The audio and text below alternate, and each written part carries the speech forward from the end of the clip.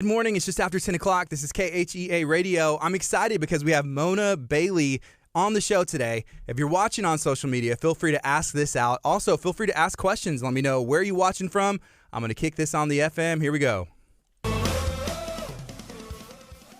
Good morning. This is KHEA Radio. It's Kickstart. My name's Gardy, and I have Mona Bailey coming to me live on what it looks like is her home. Mona, how are you doing today? I'm good. How are you? Where are you at right now? I'm at my house. At your house. Where do you live? In Houston? I live in Houston. Okay. So if somebody hasn't had the opportunity to meet you or to know what you do, whenever you meet somebody and they ask, hey, what do you got going on? What do you tell them? I tell them I train jiu-jitsu all day, every single day, all day, every day. That's really what I do with my life is train jiu-jitsu. Yeah, I don't know. I usually meet people they kind of know. You know, it's either alopecia or jiu-jitsu, and that's where I go from there. But yeah. Yes. So if somebody follows you on Instagram, your Instagram handle is, tell them what it is. It's Bald Strong Mona. What does that mean to you? So when I first lost my hair, that was my Instagram. You know, it's basically, you know, even though I don't have my hair, you know, I'm still Bald Strong Mona. We still normal. But now that I have hair, my dad's always been like, you know, we have to change it. That's not really you anymore. And I'm like, nope, we're keeping it because I don't want to think of a new one, and I like that one, so it's all right. It is hard thinking of a new Instagram name or like a new handle and all that. Mm-hmm. And if you have a really good one, you got to stick with it. Yeah, it's been the same thing for like 7 years. No, not 7, like 5 years. Okay, so jiu-jitsu, how long have you been training? At what age did you start?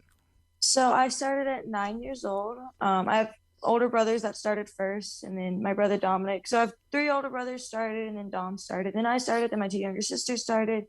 I've been training for 7 years. Dominic claims he's been training before me. I don't know, maybe a week. But I've been doing it for 7 years. I'll make 8 in October. So it's been a long time. And if somebody hasn't had the chance to follow you yet, what kind of things have you accomplished in your career so far? Submission Hunter Pro, I hold 3 titles for 3 different weight classes. I've won IBJJF titles as a child. Haven't been able to do juveniles because COVID canceled them last year. And I'm a 16-year-old purple belt, so they don't have juvenile 2 purple belts. And then third coast grappling, I just won 1 match this weekend, and I'm undefeated there also. Yeah, and I think those are my major ones. I watched that event. I watched it on the Fight app, which is really cool. And there's people from all over the world, you know, watching.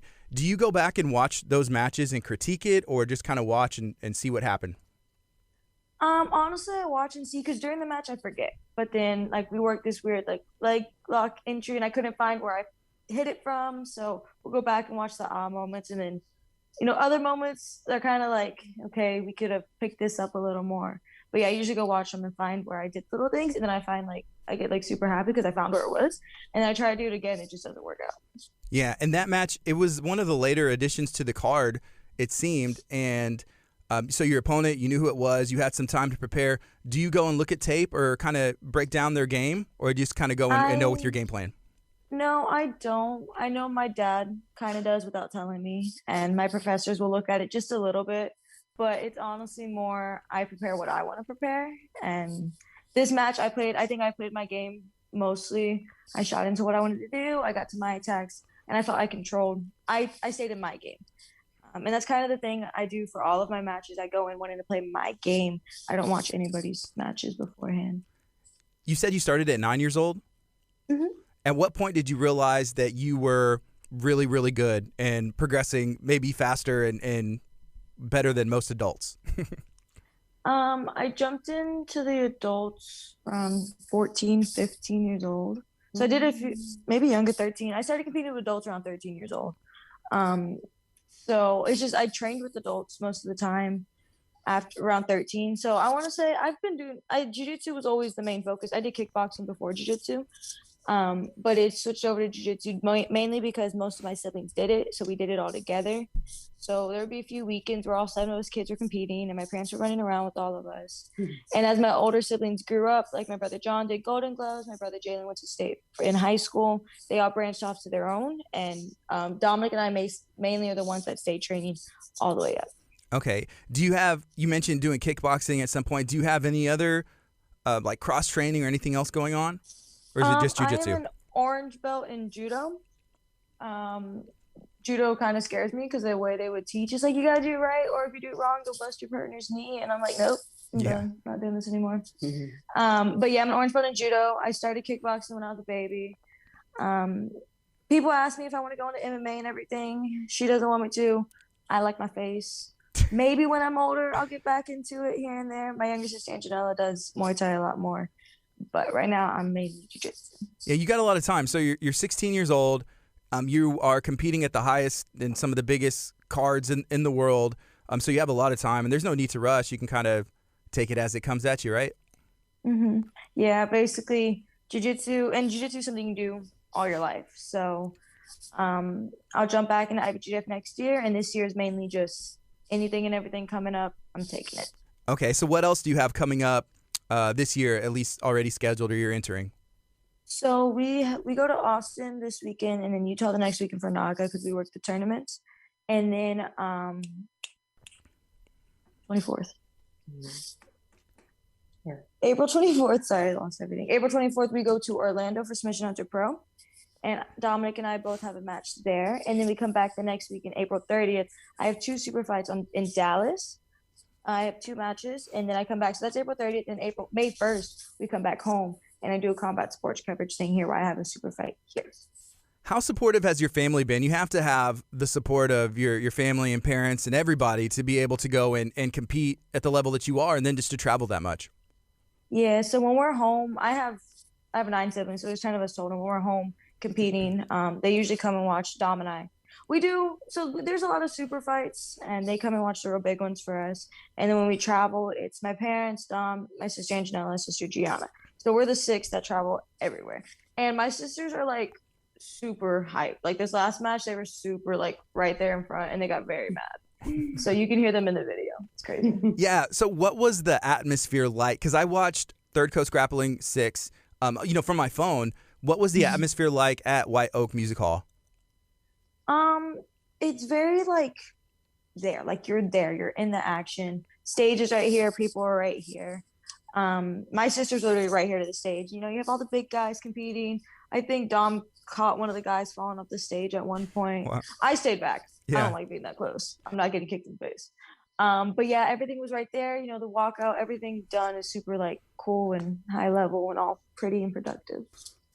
Yeah, and people are excited. Well, you mentioned your family and your sisters, I think you said, were there, and they're like, you can hear them and even hear them on the videos. Yeah, they got mad because I don't listen. Whenever I compete, I listen for certain voices, and my sister asked if I heard her. I told her no, and she got mad. I'm like, I've competed a lot, so I've learned to cancel out who and not to. So I listen to my professors, and I listen to my dad because my dad coaches me when my professors aren't there. Yes. So who are your professors, and where do you train out of?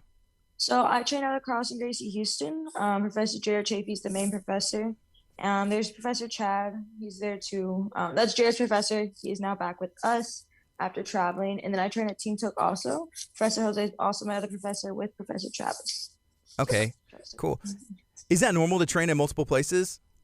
So Houston, it's easy. Houston has a very nice jiu-jitsu community where you can cross-train with everybody. Professor Brian Marvin, we cross-train at Hendo Gracie too at Sugarland and Lake Houston. Brian holds an open mat on Sunday, and everybody comes just to train jiu-jitsu. There's no politics, no problems. They just come. And like I've had people from Vegas and around the country tell us they're not like that. People don't cross-train. They just don't do it. And what are the words? Yeah, we're open. We have a good community to do that. So it's Carlson Gracie's home, and Team Took is my second gym. And Professor Jose and Professor Jared are my people that coach me and who I work with. And it works because Jared and I talk about this all the time, how he and I do not have the same game, but I play his game in different spots. So, and I do it with Jose too. He's starting to learn a lot more leg locks, and he's working them with me too. So as he's learning them, I'm learning them, and it's super duper fun. But yeah, in Houston, kind of people cross train a lot. I'm home to Carlson Gracie Houston mainly, but everybody cross trains here, and it's great. How much do you train? How much work goes into being able to compete at the level you do? A lot. Monday and Wednesdays, I work out at Grindhouse with Alyssa Cantu. Me and my siblings do it. And then Tuesday and Thursdays, I train in the morning at Team Took.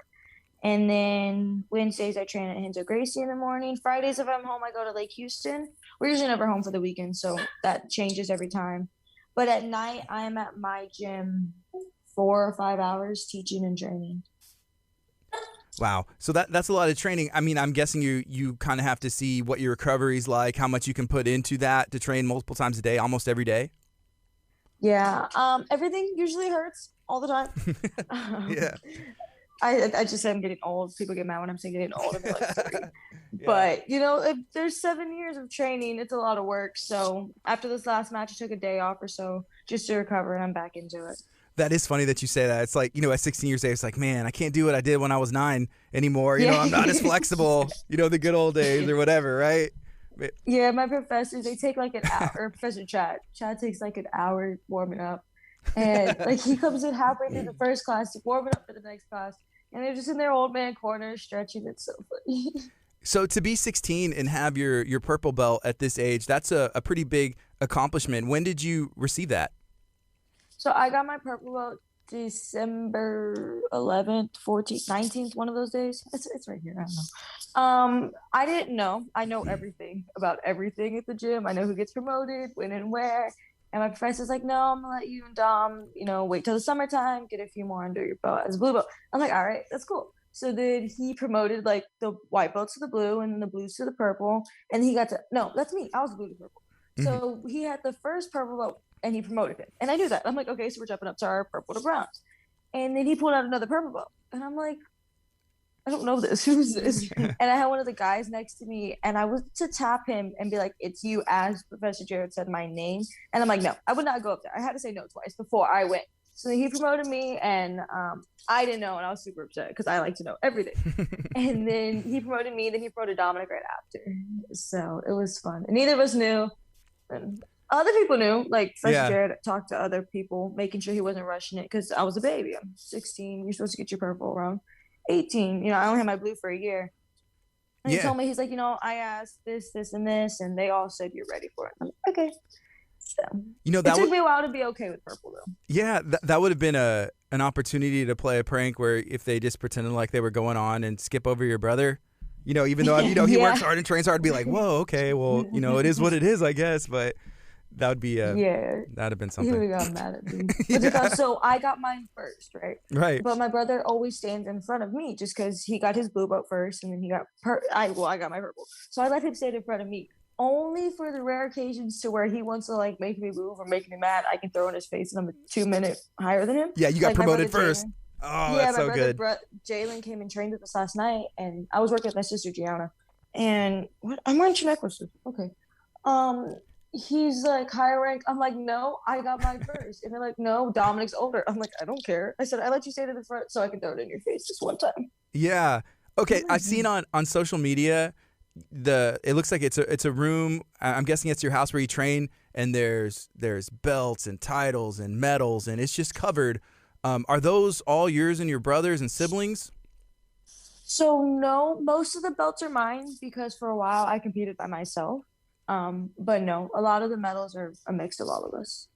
Is there anything that you haven't won that you have set your sights on, and that's a goal for the next year, or maybe just down the road? IBJJF. I haven't done IBJJF that long, but it's what people look at. So I want to go and accomplish that at purple and brown and black, of course. I want to get into a little more no-gi.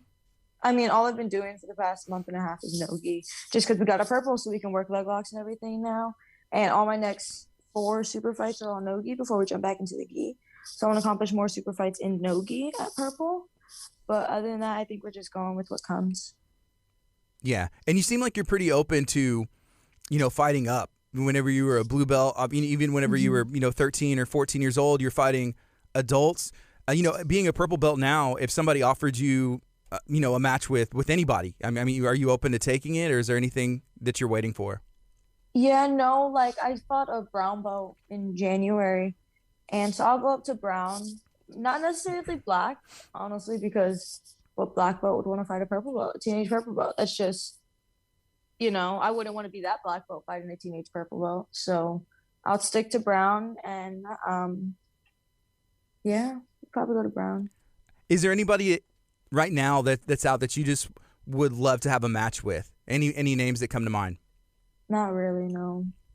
We come with what comes. Like, they'll offer me people and we'll take them. I don't set on stone look for somebody to compete against next.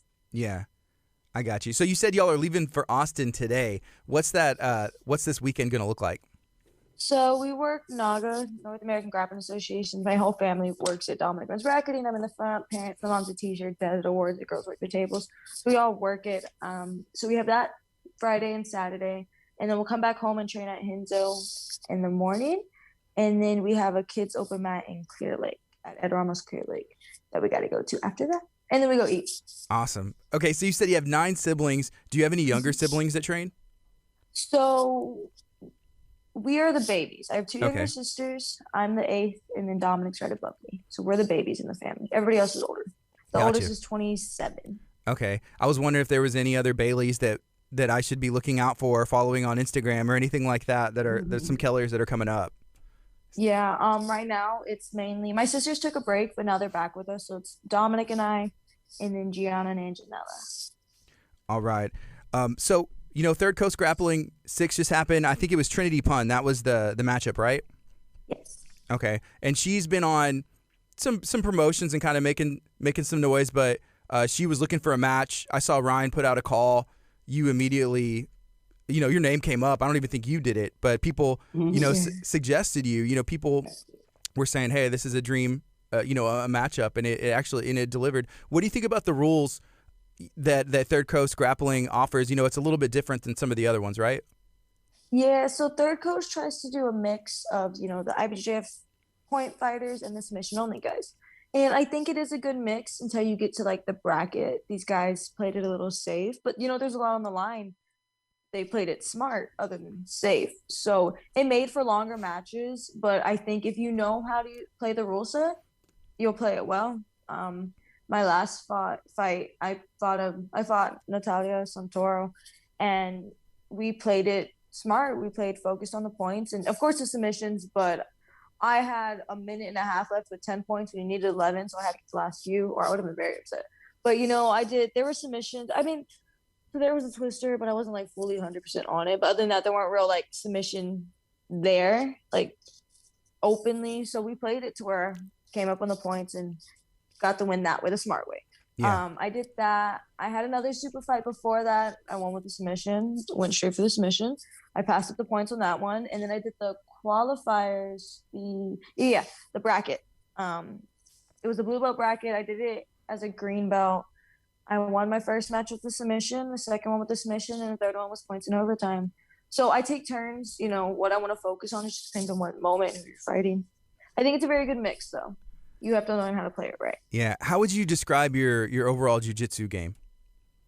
I am a submission person. I go very slow. Very methodical until it's there. I'll shoot for it real quick, and the sub's there. I'm not really a points player because everything we do is a lot of submission only.